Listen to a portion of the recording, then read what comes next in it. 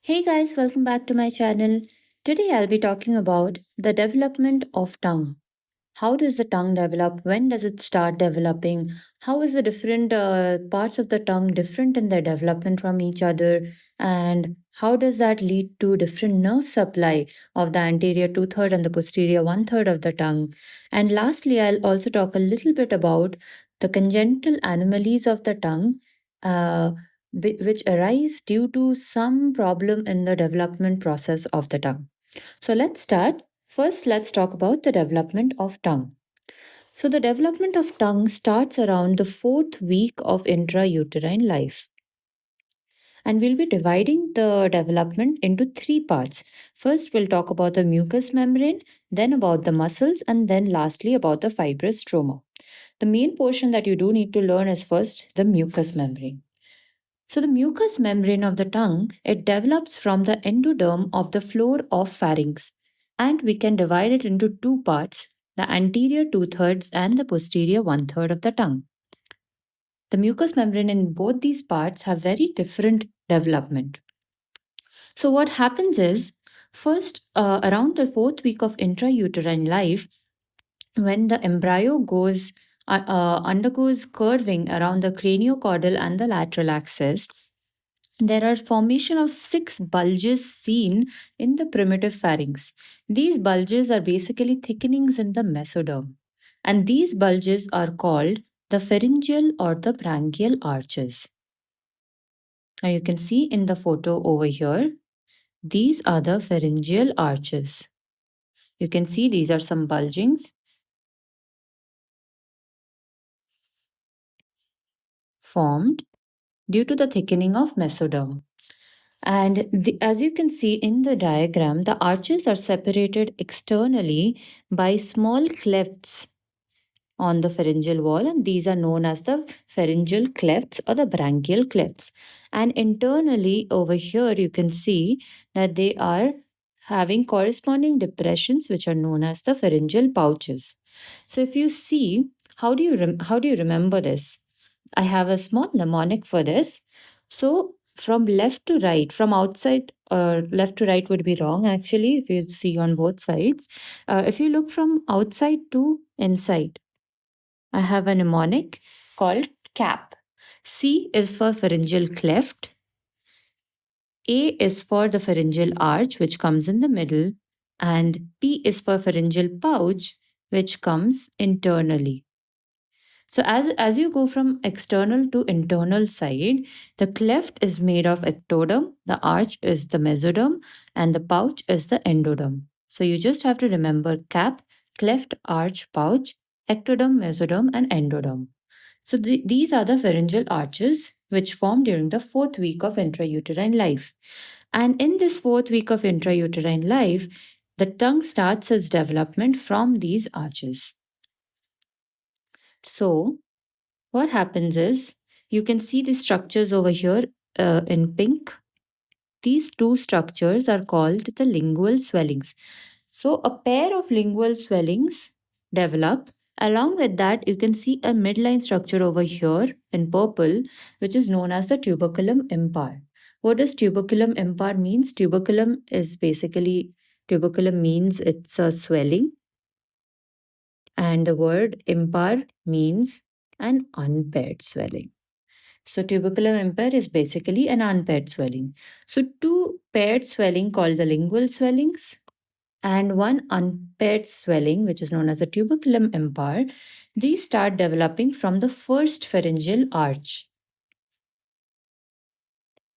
And these three swellings, they enlarge and they get merged with each other in the midline. And this is what will form the anterior two-thirds of the tongue.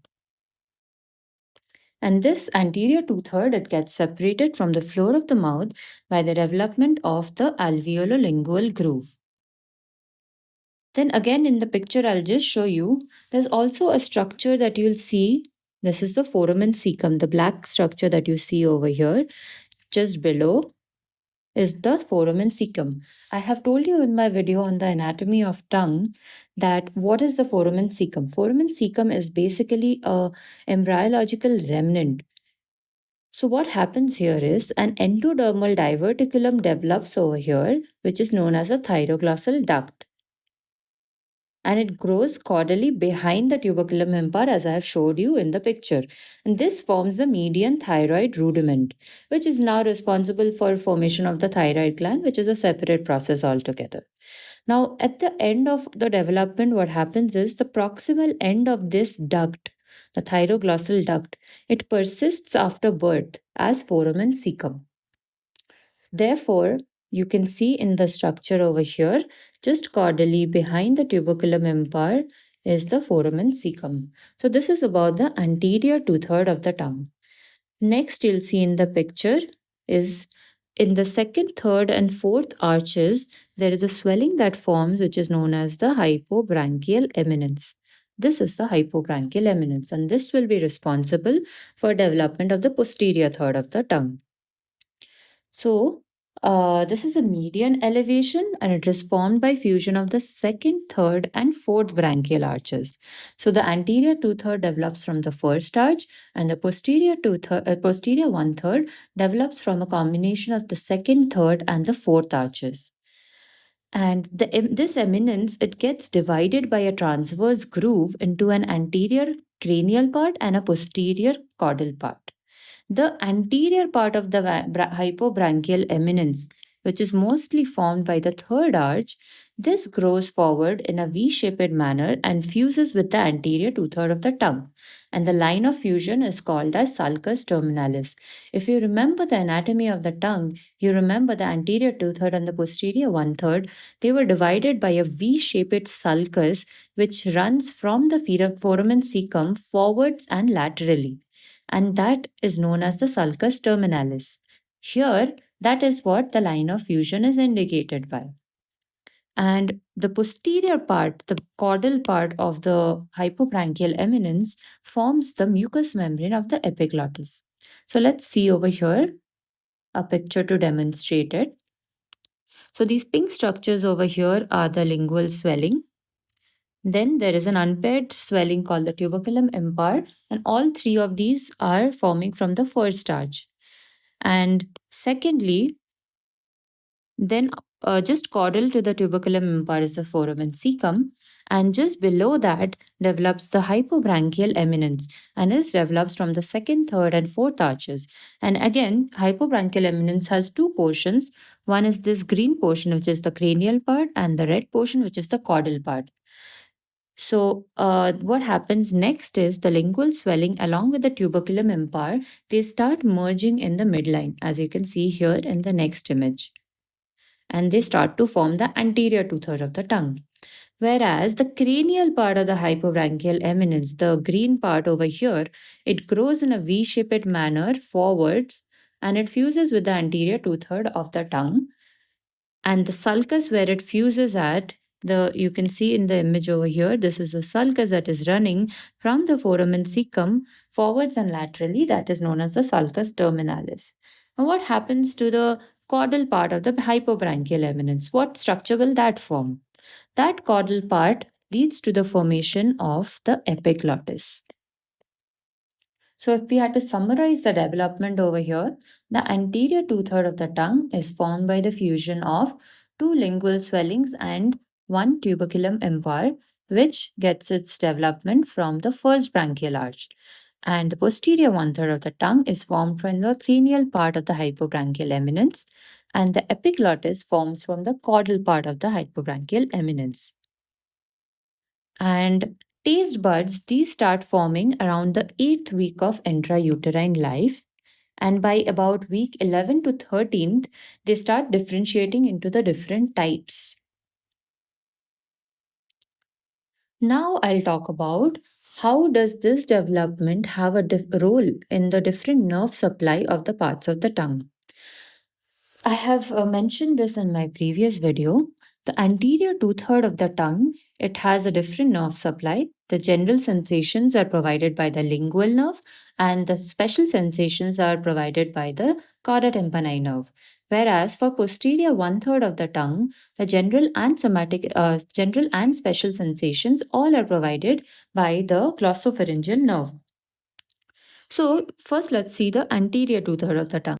The anterior two-third of the tongue, as it is developing from the first branchial arch or the first pharyngeal arch, the nerve of the first pharyngeal arch is the lingual nerve and the chorda tympani nerve. So, the lingual nerve, which is a branch of the mandibular division of the fifth cranial nerve, it is the post-traumatic nerve of the first arch. Whereas the chorda tympani nerve, which is a branch of the facial nerve, it is the predramatic nerve of the first arch. And therefore, these two nerves are responsible for supplying the anterior two-third of the tongue. And next, coming to the posterior third of the tongue. I was telling you it develops from the cranial part of the hypobranchial eminence. Now, the hypobranchial eminence I have mentioned over there that the cranial part is mostly developed from the third pharyngeal arch. And what is the nerve of the third pharyngeal arch? It is the glossopharyngeal nerve. I will make a separate video where I talk about the pharyngeal arches, how it develops, and what are the derivatives of pharyngeal arches. But for now, you know that the nerve of the third arch is the glossopharyngeal nerve. Hence, the posterior one-third of the tongue gets its nerve supply from the glossopharyngeal nerve. And lastly, since we also saw the development of the epiglottis, we spoke about the formation of these two cup-shaped depressions on either side of epiglottis called the vallecula. This vallecula gets its supply from the superior laryngeal nerve, a branch of it known as the internal laryngeal nerve. And since superior laryngeal nerve is a nerve of the fourth arch, hence this is supplying the vallecula, which is forming from the fourth arch, which is part of the caudal part of the hypobranchial eminence. So you see, this completely explains all the nerve supply of these different parts that I've just discussed from its developmental perspective. So, because the anterior two-third of the tongue develops from the first arch, it gets its nerve supply from the first arch nerve. The post-traumatic nerve is the lingual nerve, which is supplying the general sensations, and the pre-traumatic nerve of the first arch is the facial nerve, which is the branch of which is the chorda tympani, which is supplying the special sensations. Next, coming to the posterior third of the tongue, it is supplied by the glossopharyngeal nerve, which is the nerve of the third arch, since the cranial part of hypobranchial eminence is mostly coming from the third arch. And lastly, the vallecula, the epiglottis, both these structures, they are arising from the caudal part of the hypobranchial eminence, which is mainly taking origin from the fourth arch. Hence, it will get the nerve supply from the nerve of the fourth arch, which is the internal laryngeal nerve, which is a branch of the superior laryngeal nerve. So, this was all about the development of the mucous membrane of the tongue and how it is different for the anterior two-third and the posterior one-third. Next, we come to the muscles of the tongue. How do the muscles get its origin? The muscles develop from the occipital myotome, which is formed by the fusion of four precervical somites. And the occipital myotome, it starts migrating forwards to invade the developing tongue along the epipericardial ridge of Fraser, carrying its own nerve supply. This is the reason that the nerve supply of the tongue, of the muscles of the tongue, is very different from the mucous membrane, the general and the special sensations. This will explain why hypoglossal nerve, which is the nerve of the occipital myotome, crosses superficial to both the internal and the external carotid artery, and it supplies the muscles of the tongue. So this again now you have the explanation for why is the muscles of the tongue being supplied by a different cranial nerve. And lastly is the fibrous stroma. The fibrous stroma develops in situ from the mesoderm of the adjacent structures or the adjacent area. So this is all about the development of the tongue. We divided into three parts: mucous membrane, muscles, and fibrous stroma. And we have different origin, different nerve supply of different parts, and the explanations given in all of it. Lastly, we'll move on to the congenital anomalies of the tongue. And these will be explained from some aberration in the developmental process of the tongue. So we'll talk about 6 congenital anomalies. The first one is aglossia, which is the complete absence of the tongue. This will happen when there is no lateral lingual swelling, no tuberculum impar, no hypobranchial eminence developing, and as a result of which there is a complete absence of the tongue. Second one is hemiglossia. As the name suggests, hemi meaning half, one half of the anterior two-third of the tongue is suppressed. And why does this happen? This happens because of the non appearance of lingual swelling on that affected side, as a result of which you'll only have one half of the anterior two-third of the tongue. Third one is the lingual thyroid. Lingual thyroid is a very important short note, and you can also get some clinical cases in your PG. I'll talk about it completely in a separate video, but just to give you an overview, why does the lingual thyroid form? When the median thyroid rudiment fails to grow caudally and persists within the substance of the tongue, it leads to the formation of the lingual thyroid. So, when I'll talk about the thyroid gland development, I'll tell you about how when this median thyroid rudiment first it forms in the tongue, but it undergoes a migration towards the anatomical position of the thyroid gland and undergoes development over there. When this process is interrupted for some reason and it has not gone forward and it stays within the substance of the tongue itself, you find thyroid gland tissue within the substance of the tongue itself, and that is what is known as lingual thyroid. The fourth one is thyroglossal cyst. Again, thyroglossal cyst is a very important short note. I will be discussing it in another video, but just a short little bit about it. Thyroglossal cyst, it develops because when the remnant of the thyroglossal duct persists anywhere in the path from the tongue to the normal anatomical position of the thyroid gland, it forms a midline cystic swelling, which is known as the thyroglossal cyst. So it's basically a remnant of the thyroglossal duct. Fifth one is ankyloglossia or tongue tie. I had spoken about this in the video on the anatomy of the tongue when I was talking about the different structures. And you remember I have spoken about frenulum linguae, which is a mucous fold attaching the tongue to the floor of the mouth.